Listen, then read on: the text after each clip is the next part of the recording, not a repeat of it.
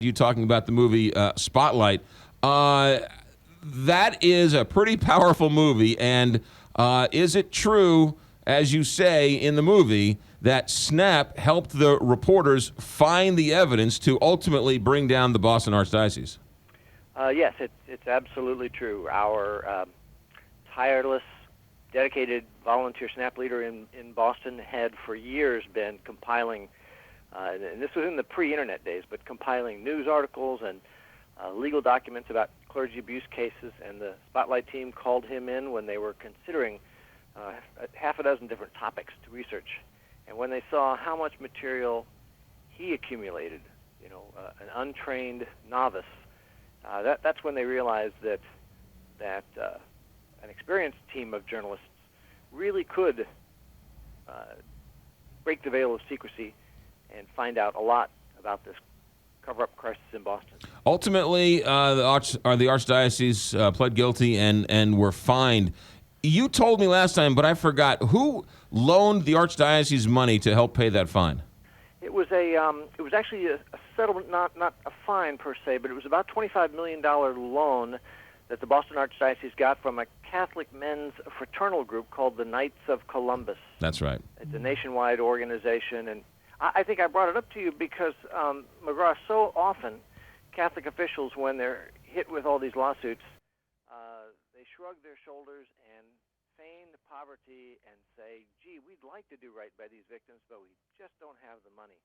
And that case showed that where there's a will, there's a way. I've got a kid in college, right? I can't afford to write that tuition check right up front, so right. We took out a loan, and Catholic officials can do that as well. We also should say that the Boston Archdiocese praised the film as well, did they not? They did. A number of Catholic officials have praised the film because it really does. It's very accurate. It's very even-handed. Nobody is entirely wearing the white hat. Nobody entirely is wearing the black hat. And of course, it's gotten a lot of Oscar buzz and tremendous reviews. Yeah, as it should. It's phenomenal. All right, let's get to this story here in St. Louis. Fill us in. What happened with this former St. Louis University president, Daniel O'Connell? Well, apparently at least twice he sexually exploited students. Both of them have sued. Both of them have settled. And as so often, St. Louis University officials have basically said nothing until forced to do so. In other words, they made no comment on the very first lawsuit. They made no comment on the second lawsuit. They made no comment on the first settlement. And we suspect that there are a lot of other young women out there who were sexually exploited by this guy.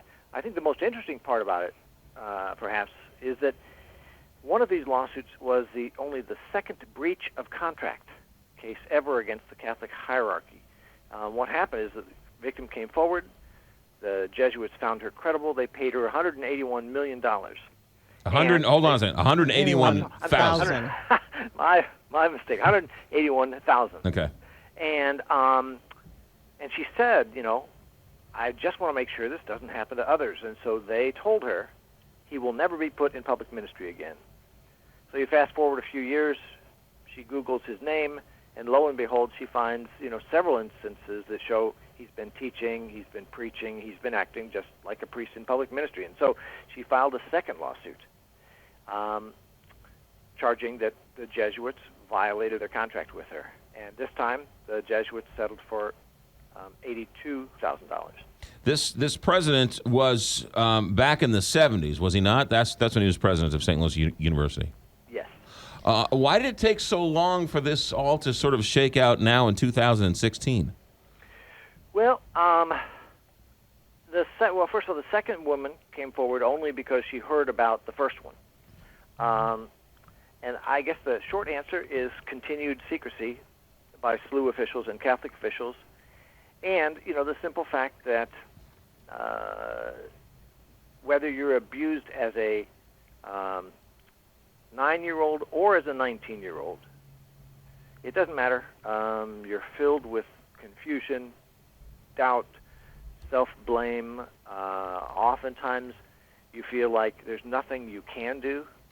Oftentimes you feel like, well, the perpetrator's either dead by now or he's so elderly he's probably not hurting other people. There are just a million reasons why victims are reluctant to stick their necks out and risk more pain and report this kind of abuse. I know there are issues with statute of limitations, but why aren't any criminal charges being filed against him? I think twofold. One, you're exactly right. The statute of limitations, this archaic, arbitrary, predator-friendly deadline has passed in the criminal case. And I think the second reason is because, these two women were young women, right? They were college students. They weren't high school students or middle school students or elementary school students. 17 states, Kelly, 17 states have made it illegal, a crime, for any clergyman to have any sexual contact with any congregant. Unfortunately, Missouri is not one of them.